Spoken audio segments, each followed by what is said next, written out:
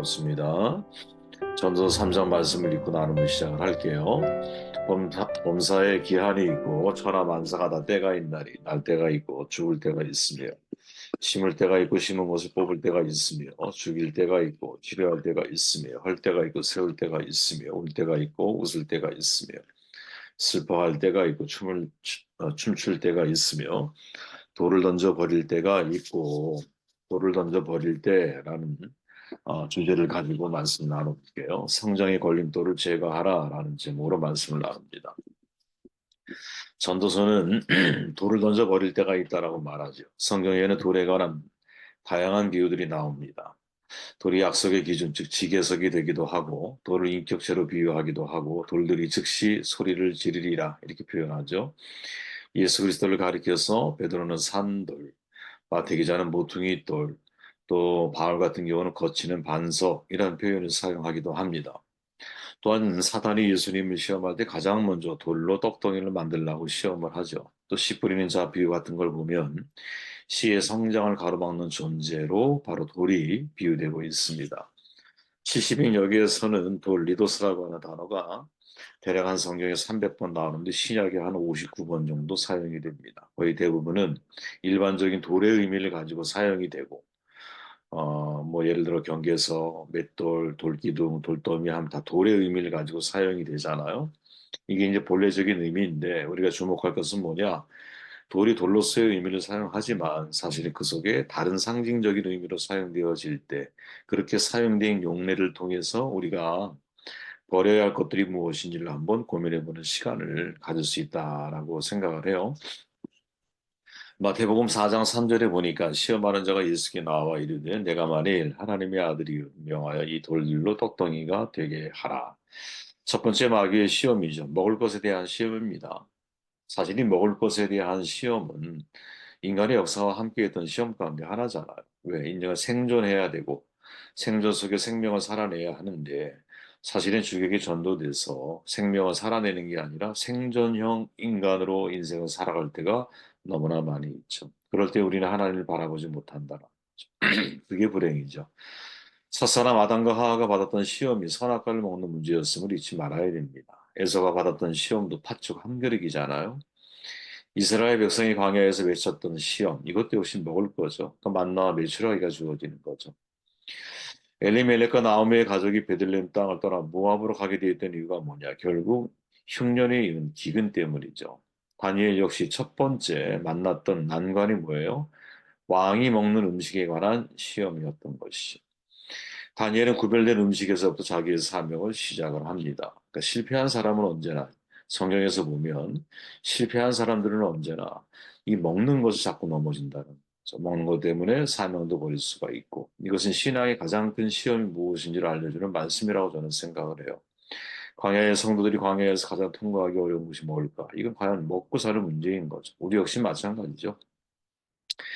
현실적인 인생을 살아가면서 가장 큰 우리의 시험이 뭘까요? 먹고 사는 문제 아니겠어요? 돈을 왜 법니까? 먹고 살기 위해서. 왜 아버지가 참 불편한 회사 생활이지만 힘들고 어려운 싸움이지만 그래도 가족을 위해 내가 회사를 출근할 수밖에 없는 이유가 뭡니까? 가족을 먹여 살려야 되잖아.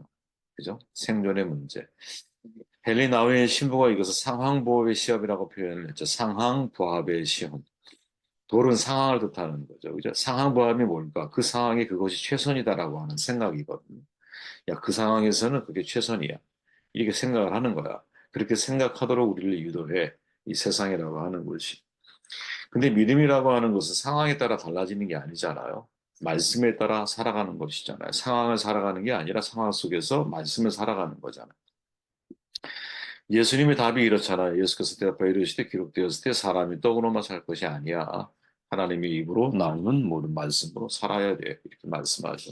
사람의 행복, 자기 노력에 의한 부귀영화, 안정된 삶 이것이 아니라 오직 하나님의 말씀, 절대자의 인도하심으로만 나온다라는 믿음의 고백이죠. 과연 우리는 하나님의 입으로부터 나오는 말씀으로 상황을 극복하며 살아가고 있느냐? 매 순간 매 주의 선택을 하나님의 입으로부터 나오는 말씀에 기인하여 하고 있느냐? 사단은 항상 지금도 나에게 묻는 거죠. 이 돌로 떡덩이가 되게 하라. 돌은 돌이에요. 상황은 상황이에요. 그 상황 속에서 내가 무엇을 선택하는 것은 내가 상황에 맞춰서 돌이라고 하는 상황에 맞춰서 인생을 살 것이냐, 아니면 상황 속에서 하나님이 내게 약속하신 인생길을 바라보며 믿음으로 살 것이냐. 이거 정말 극복하기 어려운 문제이거든요, 여러분. 매일매일 싸움인데 매일매일 극복하기가 쉽지가 않아. 왜 잘못하면 내가 세상과 타협하는 것 같잖아요. 그냥 말씀에 대한 확신이 되게 중요한 거예요. 그 상황에 대한 말씀의 이해, 이게 굉장히 중요한 거예요. 하나님은 절대적인 분이지만 우리의 삶에 대해서 상대적으로 우리에게 다가오시잖아요. 이제 각자의 인생 코스가 다 다르잖아. 그 각자의 인생 코스에 맞는 하나님의 말씀이 주어지는 것 아니에요. 나에게 이런 말씀했기 때문에 이게 절대적이다 이렇게 말하면 안 돼요. 그건 내게 허락된 말씀. 다른 사람에게는 다른 사람이 허락된 말씀이 있는 거예요. 베드로가 여러분 추종력이라고 제가 전에 말씀드렸지만 나를 따르라 세 번의 연거푸 들은 사람은 베드로야, 그죠? 베드로만 세 번 유일하게. 마지막 베드로가 들을 때 나를 따르라는 명령을 언제 하십니까? 요한의 미래를 걱정 안 하잖아. 저 사람 어떻게 될까요? 그랬더니 뭐라 그래요? 야, 걔 신경 쓰지 말고 너는 나를 따라. 이렇게 말하죠. 이 한마디가 사실은 우리에게 전해지는 중요한 교훈이 있죠. 전도사님이 가셔야 할 길, 장로님이 가셔야 할 길과 제가 갈 길은 다를 수 있어요. 그걸 인정을 해야 하는 것이 항상. 또 거기에 따라 하나님의 말씀이 다를 수 있는 거죠. 호세아 시대의 이스라엘 백성들이 여러분 이 상황보합의 시험을 극복하지 못하죠. 8장이 네 번째 설교를 가리키는데 하나님 대신에 우상을 숭배하고 영적 간음을 자행을 해. 자기 멋대로 왕을 옹립하고 가증스러운 금송아지, 우리를 얘기한 물질이 물질, 금송아지 우상을 만들어 숭배를 해. 기준이 없어진 거죠. 상황에 따라 우상을 만들고 왕은 세워. 호세아가 그들에게 하나님의 진노를 선포하잖아요. 이스라엘이 이미 선을 버렸으니 원수가 그를 따를 것이다. 참 굉장히 냉정한 표현 아닙니까? 선을 버렸다. 그리고 원수가 따를 거야. 이렇게 말하죠. 우리가 하나님이 원하시는 말씀이란 선을 버리면 나의 삶에 원수가 많아지는 인생을 살아가게 되지 않을까. 항상 이걸 염두하고 인생을 살아야 되지 않겠나. 아니죠. 어떻게 보면 정반대죠. 내가 하나님의 말씀을 버렸기 때문에, 선을 버렸기 때문에, 그때부터 마치 바퀴벌레가 들끓듯이 나의 인생에 어떤 그런 문제들이 발생하는 게 아닐까. 내가 선택한 거죠, 사실은.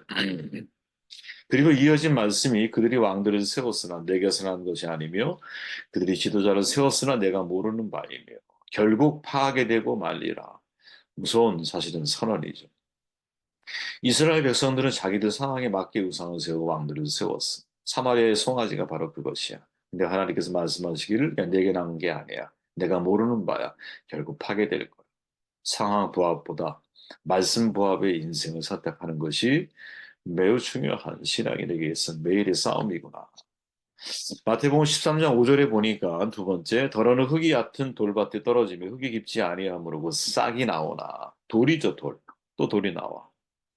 흙이 얕은 돌밭에 떨어졌어요. 근데 흙이 깊지 아니하므로 싹이 나오나 해가 돋는 후에 타서 뿌리가 없으면 말라버려. 자, 제가 이 두 가지를 같이 고민한 이유는 앞에는 뭐예요? 상황에 따라서 돌이라고 하는 상황을 우리에게 이야기하고 있다면 지금의 여기에 있는 흙이 얕은 돌밭의 돌은 뭐예요? 그 떨어진 씨앗 말씀이 자라지 못하게 만드는 돌인 거지. 그래서 뿌리를 내리지는 못해. 환란이 오고 박해가 오면 곧 넘어져. 돌밭 인생은 여러분 말씀을 기쁨으로 받기는 해요. 근데 뿌리가 없기 때문에 환란이 오면 넘어지고 마는 거예요. 겉으로 이렇게 볼 때는 여러분 부드러운 흙 같아요. 흙이 깊지 않. 근데 문제는 흙이 깊지 않아. 조금만 파면 돌이 나와. 그러니까 사실은 묵은 땅 기경해야 되잖아요. 기경할 때 돌을 다 걸러내야 되잖아, 사실은. 그리고 씨앗을 뿌려야 되잖아. 돌이 있으면 자라지 못하고 뿌리를 못 내리니까. 이제 싹은 쉽게 나오죠. 싹은 쉽게 나. 그 싹만 보면 야 이거 참 이 다음에 거목이 되면 좋겠다. 근데 왠지 모르게 자라지 않아. 1년이 지나도 2년이 지나도 그 싹만 있어. 그 싹만 있고 못 버티잖아요. 말라 죽는 거지. 말씀을 받기는 하는데 기초가 약하고 뿌리가 없기 때문에 신앙의 기복이 굉장히 큰 거죠. 기초가 없는 신앙인, 감각적인 신앙인, 옛사람이 살아있는. 그죠? 또 말씀의 뿌리를 내리지 못하는 신앙인 매우 많죠. 저는 여러분 상당히 많다고 봐요. 각 교회들마다. 예수를 믿고 말씀으로 은혜를 받았다가 말씀 때문에 환난과 핍박이 오며 신앙을 헌식작처럼 버리는 사람들이죠. 말씀의 깊이에 들어가지 못했기 때문에 겉보기에는 훌륭한 신앙인처럼 보이는데 실제로는 그 안에 텅 비어 있는 거예요. 신앙은 감정으로 그치는 게 아니잖아요. 은혜를 받았다라는 것은 총체적인 역사거든요. 말씀 듣고 은혜를 받았다라고 말해. 아니야. 진짜 은혜를 받았다면 지적으로 내가 동의를 했어. 또 감정적으로 뜨거워졌어. 그러면 의지적으로 결단이 일어나서 말씀을 살아내야 되거든요. 그래야 그 속에서 뿌리를 내려가잖아. 여러분 믿음이 어떻게 염려 없이 믿음이 자랄 수가 있을까요? 믿지 못할 상황들이 나에게 펼쳐져야 믿음이 자라는 건 아니겠어요? 환난과 박해. 내가 예수를 열심히 믿는데 고난이 끊이질 않아. 그러면 그 속에서 나는 끊임없이 말씀에 대한 신뢰를 가지고 말씀을 믿기 위해 싸워가야 되지 않겠어요? 그 과정에서 믿음이 연단되고 성장하고 장성해지는 거지. 그죠? 어떻게 그러한 박해나 환난과 고난이나 고통이 없이 내 믿음이 염려 없이 내 믿음이 자라날 수 있겠습니까? 한국 교회들 중요한 이슈가 뭡니까? 구원의 문제죠. 당신 구원 받았습니까? 언제 받았습니까? 이런 얘기 늘 해요. 네, 이게 사실은 뭐 틀린 얘기 아니죠. 개인 구원이 얼마나 중요해. 개인 구원이 먼저냐, 사회 구원이 먼저냐. 사실은 둘 다 동시에 일어나야 할 일이죠. 개인 구원 받은 사람은 사회 구원을 위해 애쓰지 않을 수 없다는 얘기야, 제 말은. 이게 에큐메니칼 WCC나 맨날 싸우는 문제 아닙니까? 그래서 이쪽 복음주의 입장에서는 개인권이 되게 중요해. 그죠? 근데 이쪽 WCC 입장에 사회권이 굉장히 중요한 하나님의 이슈인 거야. 왜 하나님은 세상을 구원하기 위해 교회를 세웠으니까. 그러니까 선교적 교회, 교회의 본질은 선교라고 인정을 해. 다 동의해요, 거기에. 그런데 이 개인 구원을 강조하는 사람들의 입장에서는 선교적인 교회, 즉 교회를 만들어서 교회가 파송하고 선교하고 남들을 돕고 하는데 여기에 무게 중심을 두고 있다면 그 반대편에 있는 사람들은 교회 자체가 선교를 본질적으로 목표해서 세워졌기 때문에 사실은 교회라고 하는 곳이 사회를 구원하기 위한 그 삶의 현장에 뛰어들어서 거기에서 사실은 복음이 열매를 맺어가야 한다라고 하는 이 뭐랄까 좀 진보적인 입장을 취하고 있는 것이죠. 어떤 게 맞냐 틀리냐? 아, 둘 다 맞는 이야기죠. 하나를 버리고 하나를 취할 수 있는 게 아니에요. 둘 다 맞는 거야.